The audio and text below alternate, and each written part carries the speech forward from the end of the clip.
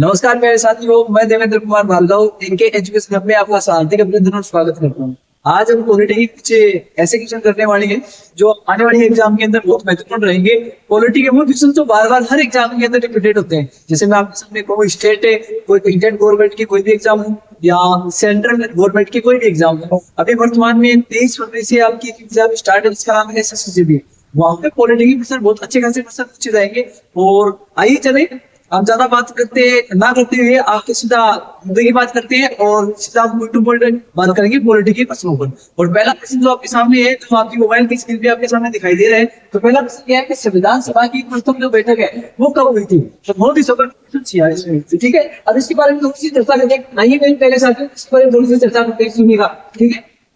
तो ये संविधान की पहली बैठक है। अब आप सब इसलिए आता है कि जब संविधान की पहली बैठक हुई थी उस समय अस्थायी अध्यक्ष हुआ है कि संविधान सभा के अस्थायी अध्यक्ष, ठीक है। ये बात आपको याद करनी है। यहाँ से पहला क्वेश्चन क्या पूछा जाएगा? अस्थायी अध्यक्ष। और पहले साथियों अस्थायी अध्यक्ष आपको सुनने हैं डॉक्टर सच्चिदानंद सिन्हा।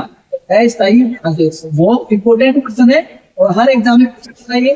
क्या नाम है? डॉक्टर सच्चिदानंद सिन्हा। डॉक्टर सच्चिदानंद सिन्हा लोकसभा एग्जाम में क्वेश्चन आया, डॉक्टर सच्चिदानंद सिन्हा, ठीक है। ये अब इसमें आपको याद होना चाहिए डॉक्टर सच्चिदानंद सिन्हा। और ये बिहार के थे। कहाँ के थे भाई बच्चों? ये बिहार के थे। डॉक्टर सच्चिदानंद सिन्हा ये प्रथम बैठक के अस्थायी अध्यक्ष थे। तो 9 दिसंबर 1946 को क्या हुई? पहली बैठक हुई। आइए पहले दूसरे ऑप्शन की बात करिए आपके सामने।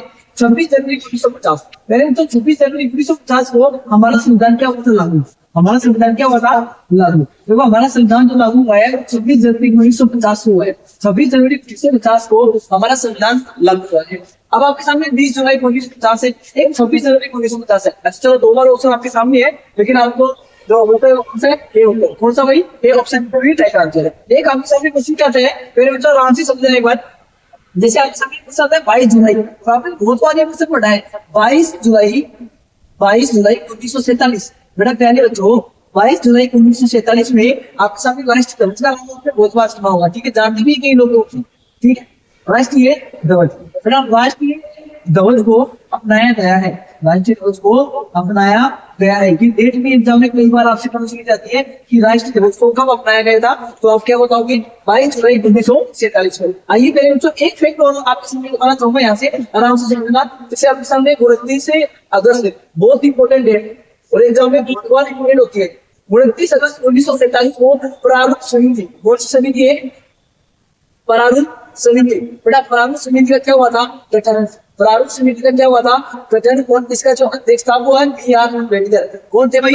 BR अम्बेडकर इसके अध्यक्ष थे। इसके भाई प्रारूप समिति बहुत बार एग्जाम में क्वेश्चन आया है कि इसका जो 29 अगस्त 1947 में प्रारूप समिति जो इसका गठन हुआ था उसका अध्यक्ष BR अम्बेडकर। आपको याद करना है, हर एग्जाम में इस क्वेश्चन पूछा जाता है ना। तो इसका पहला प्रश्न तो क्या होगा भाई? 9 दिसंबर 1946। 9 दिसंबर 1946 को संविधान की पहली बैठक। वही मैं आपके सामने बात करूं संविधान कोई मान लो आपसे संविधान की दूसरी बैठक, पहले तो संविधान की दूसरी बैठक। तो आपकी एग्जाम में मान लो ये क्वेश्चन आई संविधान की दूसरी बैठक होती है 11 दिसंबर, जो होती है 11 दिसंबर। तो 11 दिसंबर 1946 को 11 दिसंबर 1946 को संविधान की दूसरी बैठक होती है। आपको इस प्रकार के क्वेश्चन एग्जाम में पूछे जाते हैं। आइए चलते हैं नेक्स्ट दूसरे क्वेश्चन पे आपके सामने। दूसरा क्वेश्चन आपके सामने कुछ इस प्रकार से आराम से देखिएगा। संविधान सभा द्वारा बहुत अच्छा क्वेश्चन है और एग्जाम में बहुत बार क्वेश्चन पूछा जाता है। आराम से पढ़ेंगे और आराम से उसके बारे में चर्चा करेंगे। देखिएगा आपके सामने पूरे पॉइंट टू पॉइंट पढ़ेंगे, ठीक है।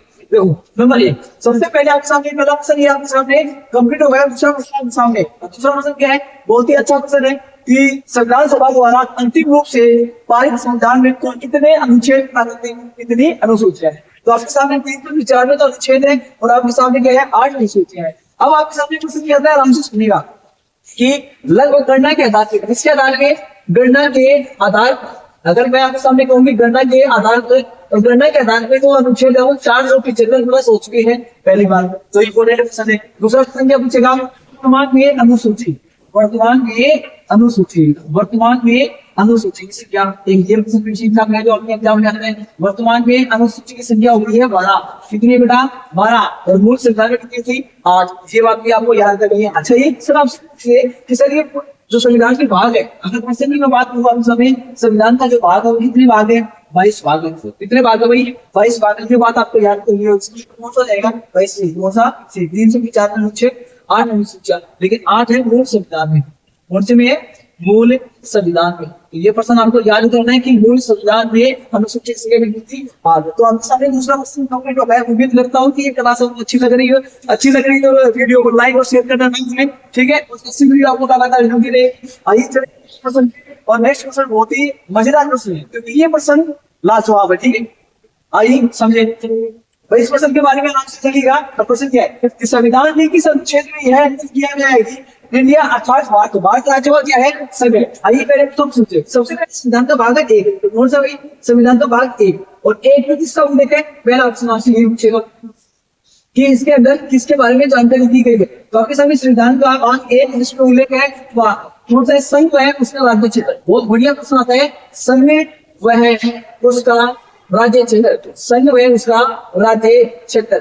ये संविधान के भाग 1 में इसके बारे में जानकारी दी गई है। अब दूसरी बात मैं आपके सामने करूँ यहाँ से कि संविधान में कितने आर्टिकल है, तो आप मुझे बताओगे संविधान का भाग 1 में 1 से लेकर 4 आर्टिकल है, ठीक है। कितने भाई? 1 से लेकर 4 अनुच्छेद है। और भारत राज्य का संघ है कौन से अनुच्छेद में है? 2 में। अगर मैं आपसे कहूँ, अगर मैं आपसे अनुच्छेद कौन सा भाई? अनुच्छेद 2, इसमें नए राज्य का गठन। बेटा क्या है भाई? नए राज्य का गठन। अगर मैं आपसे कहूँ नए राज्य का, फिर से गठन है नए राज्य का गठन। और बेटा नए राज्य का जो गठन है ये बाहरी ओर से, कहां से बेटा? बाहरी ओर से। इस बात का ध्यान रखना, किसी ओर से? बाहरी ओर से। लेकिन मैं आपसे कहूंगी अनुच्छेद 3 इसमें है नए राज्य का गठन। इसमें क्या भाई? नए राज्य का गठन। तो नए राज्य का गठन की और ये क्या है? आंतरिक, यानी देश के अंदर। ध्यान में रखना ये बात। ये आपके सामने है आंतरिक। क्या नाम है भाई? आंतरिक। क्या नाम है भाई? आंतरिक। लेकिन आपने कभी सुना होगा, मैं आपसे टेंशन करता हूँ, आराम से समझना इस बात, ठीक है। जैसे आपके सामने है नए राज्य का गठन, अनुच्छेद कौन से में? 2। कौन से में? 2 में। आपने कभी पढ़ा होगा 36वां संविधान संशोधन। बहुत अच्छे से आपने पढ़ा होगा 36वां संविधान संशोधन। बेटा 36वां संविधान संशोधन 1975 में। 36वां संविधान संशोधन 1975 में जो एक राज्य था सिक्किम राज्य। कौन सा राज्य? सिक्किम। बेटा सिक्किम में राज्य को, कौन सा राज्य? सिक्किम राज्य को पूर्ण राज्य का दर्जा दिया गया। कौन से राज्य का दर्जा दिया गया? पूर्ण राज्य का दर्जा दिया गया था। इसी प्रकार से आपके सामने एग्जाम्पल आते संविधान का भाग 1 उल्लेख है संघ में उसका राज्य क्षेत्र, अनुच्छेद 1 से लेकर 4 है। और आपका अनुच्छेद 1 है भारत राज्य का संघ है, भारत राज्य का संघ है, यूनियन ऑफ स्टेट, ठीक है। फिर आप सभी नए राज्य का गठन होता है बाहरी क्षेत्र से। अगर मान लो बाहरी क्षेत्र से कोई भी देश के अंदर आता है, कोई भी जमीन है, कोई भी क्षेत्र है, वो उसमें आएगा 2 में। वो 36वां संविधान संशोधन 1975 में सिक्किम राज्य को पूर्ण राज्य का दर्जा दिया गया था। और ये जो घटना है वो हमारे संविधान के अनुच्छेद 2A में जुड़ी गई है। कौन से में जुड़ी गई है? 2A में। इसी प्रकार के सामने आपके सामने क्या थे प्रश्न। बेटा नेक्स्ट क्वेश्चन चर्चा करेंगे आइए। उम्मीद करता हूँ कि आपको क्लास अच्छी लग रही होगी। अगर क्लास अच्छी लग रही है तो क्लास को शेयर करना ना भूलें, ठीक है। अपने दोस्तों के साथ शेयर करें, स्टेटस पे लगाए। अब नेक्स्ट क्वेश्चन आपके सामने क्या है? संविधान सभा का। अभी थोड़ी देर पहले हमने चर्चा की है संविधान सभा का स्थायी अध्यक्ष। बड़ा इंपॉर्टेंट है संविधान सभा का स्थायी अध्यक्ष। ये आपके सामने महात्मा गांधी। बेटा महात्मा गांधी 1922, आपने सुना भी होगा 1922 कि भारत का संविधान, भारत का संविधान, हमने सुना होगा भारत का संविधान भारतीयों की इच्छा पर होगा। ये किसने कहा? अगर मान लो ऐसा पूछना है अपने एग्जाम में कि भारत का संविधान भारतीयों की इच्छा पर होगा, ये किसने कहा? तो महात्मा गांधी ने। किसने कहा भाई? महात्मा गांधी ने। इच्छा पर होगा। किसने कहा भाई? इच्छा पर होगा। किसने कहा? महात्मा गांधी ने। वही मैं आपके सामने अगर मान लो ये प्रश्न पूछूं कि जवाहरलाल नेहरू, क्या नाम है? जवाहरलाल नेहरू। वही आपके सामने जवाहरलाल नेहरू ने 1938 में एक आता है आपके सामने वैक्स मताधिकार। क्या नाम है भाई? वैक्स मताधिकार भारत का संविधान होगा। भारत का संविधान होगा। ये किसने कहा? जवाहरलाल नेहरू ने। ये किसने कहा भाई? नेक्स्ट जो आपने सुनने वाला पूछे जैसे B.R. अम्बेडकर। क्या नाम है? B.R. अम्बेडकर। B.R. अम्बेडकर आपके सामने जो समिति है उस समिति का नाम है प्रारूप समिति। और हमने थोड़ी देर पहले इसके बारे में चर्चा भी की आपके सामने। तो कौन सी समिति है भाई? प्रारूप समिति। क्या नाम है? प्रारूप समिति। और प्रारूप समिति का अध्यक्ष है, प्रारूप समिति का अध्यक्ष कौन है? B.R. अम्बेडकर। और बेटा आपके सामने कौन? राजेंद्र प्रसाद। आपको याद करना है, एग्जाम में क्वेश्चन आता है कि संविधान सभा की स्थायी अध्यक्ष कौन है? राजेंद्र प्रसाद। लेकिन प्रश्न क्या है? बड़ी क्वेश्चन कौन है? संविधान सभा के उपाध्यक्ष। क्या नाम है? उपादेश। बेटा बहुत इंपॉर्टेंट क्वेश्चन है, ठीक है। एक होता है निर्वाचित, एक होता है मनोनीत। एक आपके सामने कौन है? मनोनीत। क्या नाम है? मनोनीत। मनोनीत होता है फ्रैंक एंथोनी। क्या नाम है? Frank Anthony. याद करते हैं आपके सामने। और एक होता है निर्वाचित। क्या होता है बेटा? निर्वाचित। निर्वाचित आपके सामने कौन है भाई? एच.सी. मुखर्जी। क्या नाम है? एच.सी. मुखर्जी। क्या नाम है? तो एच.सी. मुखर्जी। जो इंपोर्टेंट है आपको ध्यान करके एग्जाम में कोई भी क्वेश्चन आ सकता है यहाँ से, ठीक है। चार ऑप्शन आपके सामने ये है और चार ऑप्शन के ऑप्शन ये है बैठे हैं, तो आपको याद करना है कोई इसी प्रकार से आप चलो आइए मेरे तो नेक्स्ट सेक्शन की तैयारी करनी और शायद मेरे हिसाब से उम्मीद करता हूँ कि नेक्स्ट सेक्शन बहुत बढ़िया है। कोई भी एग्जाम हो उसके अंदर ये क्वेश्चन होते हैं, आना तय है सेट में दोहराई है, ठीक है। कि मताधिकार यानी कि क्या अगर वोट डालना या मतदान की जो आयु होती है वो 19 वर्ष से 18 क्या करती 18 वर्ष। अपनी कौन सा संविधान संशोधन भी पढ़ लेती है। तो पहले मैं तो क्या बताऊंगी तो लेकिन कौन सा संविधान है संशोधन। देखो आपके सामने नया संविधान संशोधन क्या करेंगे, क्या नाम है? संविधान संशोधन। अब आराम से सुनना है, संविधान संशोधन, ठीक है। पहली बात ये है कि संविधान संशोधन ने हमारे संविधान की कौन सी बात है ना, पहला क्वेश्चन तो यही आपके सामने है कि सर कौन सी बात में है। तो क्या पहले संविधान का भाग 20 है, कौन सा है? संविधान का भाग 20 है, पहली लाइन। दूसरी लाइन आपके सामने सर ये कहां से लिया गया है, तो बताओगे दक्षिण अफ्रीका से। कहां से लिया गया है? दक्षिण अफ्रीका से लिया गया है।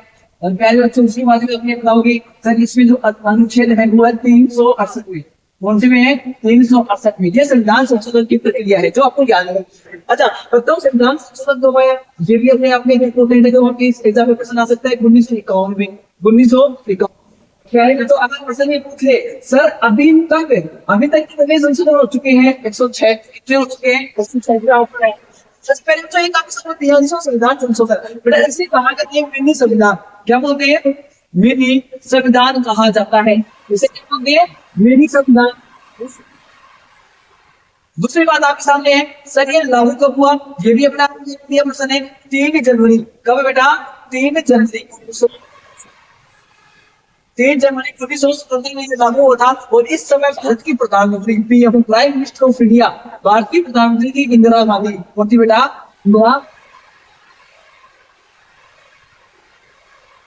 इंदिरा गांधी। कौन थी बेटा? इंदिरा गांधी। 52वां संविधान संशोधन बहुत बढ़िया प्रश्न है, लॉजिकल है कि 52वां संविधान संशोधन। बेटा इसके अंदर क्या हुआ था? 52वां संविधान संशोधन कब आता है? 1985 में।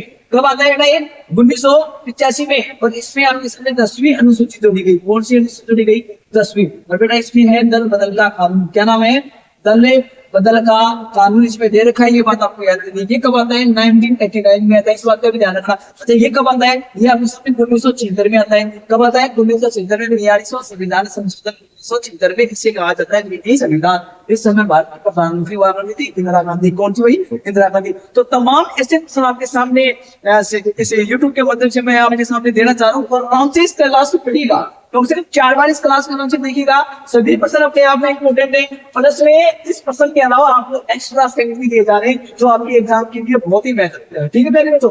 अब करते हैं नेक्स्ट क्वेश्चन की बात। आइए करें चर्चा नेक्स्ट क्वेश्चन की। और बहुत अच्छा क्वेश्चन है आपके सामने और उम्मीद करूंगा कि क्लास अच्छी लग रही है। अच्छी लग रही है तो सभी साथी मिलकर एक बार इस क्लास को शेयर करिएगा, ठीक है, लाइक कीजिएगा, अपने दोस्तों के साथ स्वागत लगेगा। अब मैं आपके सामने बात करने जा रहा हूं सुनना बोल से।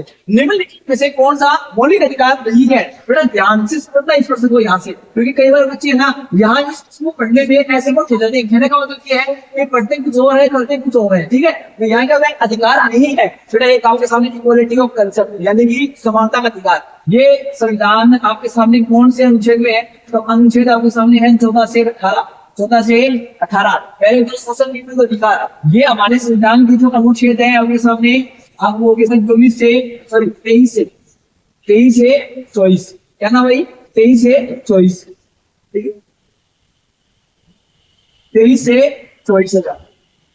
फिर उसके बाद में धार्मिक स्वतंत्रता का अधिकार। अगर ये आपके सामने 25 से 28 क्या करना है? 25 से 28 28 जो कि आपके सामने इंपोर्टेंट है। अगर मैं बात करूँ आपके सामने मूल अधिकार की, किसी बात में मूल अधिकार की, देखो मूल अधिकार हमारे संविधान में भाग कौन से में 3 में। और बेटा आपके सामने ये क्वेश्चन पूछ ले कि सर इसमें अनुच्छेद कितने हैं, तो 12 से 35, 12 से 35। और मूल अधिकार सर ये कहाँ से लिए गए, तो बेटा ये लिए गए अमेरिका से। कहाँ से लिए गए, अमेरिका से लिए गए। इस बात का भी ध्यान में रखना इंपॉर्टेंट आपके सामने फैक्ट है। दूसरी बात आपके सामने संपत्ति का अधिकार, बेटा संपत्ति का अधिकार 44वां संविधान संशोधन कौन सा है, 44वां संविधान संशोधन बहुत इंपोर्टेंट है, वेरी वेरी मोस्ट इंपोर्टेंट है कि 44वां संविधान संशोधन, ठीक है।